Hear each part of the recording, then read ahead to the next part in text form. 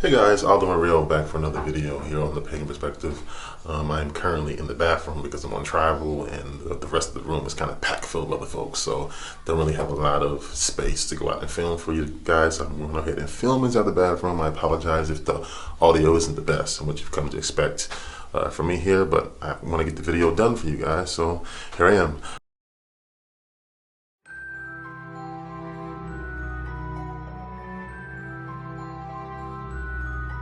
This week's topic, and I'll post a question down below. This particular question asks about the general idea of is it okay questions. So for example, people ask, is it okay to buy your own tarot deck versus making it? Or is it okay to buy a wand versus making it? Things like that, but in our specific paths that we follow here on the Pagan Perspective, right?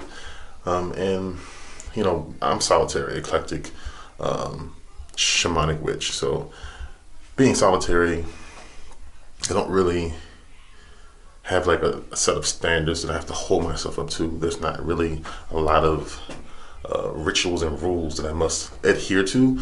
But to answer the question in general, for like general paganism or in religion and, you know, in general, we are social creatures, right? Humans, we want to fit in, we want to feel loved and needed by people.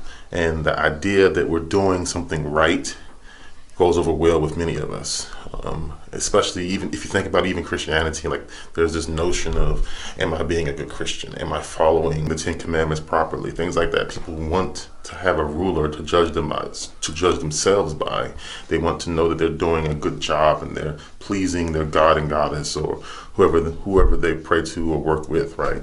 So I understand the general anxiety and the worry if you're doing something right, because religion, especially in paganism, requires a lot of actual faith and heart to be put into it. I mean, there are going to be people who are non-pagans who are going to press you on certain situations. They're going to press you on certain aspects of who you are. So the is it okay question creeps up because I think we all doubt ourselves. Deep down inside, we want to know if we're doing something that makes sense, something that's right for ourselves and the people within our community. So I understand the idea of it.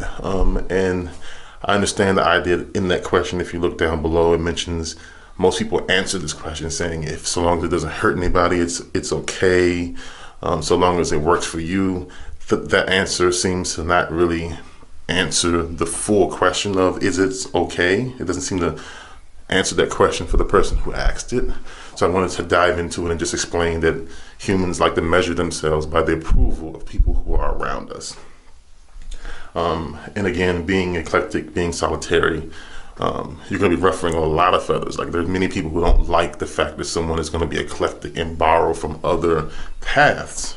Some people find that very disrespectful. So in that, we're going to be eclectic people, solitary people are going to be pissing other people off who will come from a more rigid, more tradition-based, perhaps even hereditary backgrounds. So I say all that to say is that you can't please everybody, right?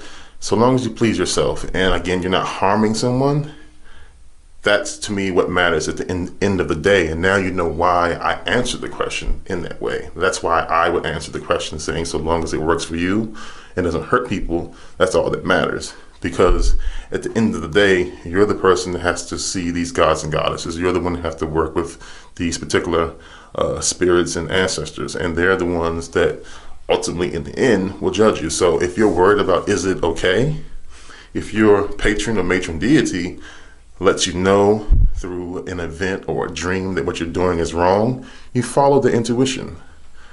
You know, I feel like you should be measured by your deities, not necessarily by the people who are around you, because they're on your same level, right? If you're looking up to a deity and you're following that deity's rules, you should be judged by the deity, right?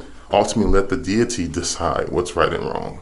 So that's how I want to answer the question. I hope that gives you a little bit more guidance, at least with the way I look at it in my path, because being shamanic, you know, I'm following a lot of rules and working with a lot of deities that work with the dead. And there are definitely rules there. There's things that have to be followed. And I judge myself by those standards. And again, if it accomplishes the task without hurting someone, I fall in line. So I hope that answers the question. Thank you so much for watching me here on The Pagan Perspective. I will see you guys back here next week, next Friday. Thanks so much for watching. Blessed be.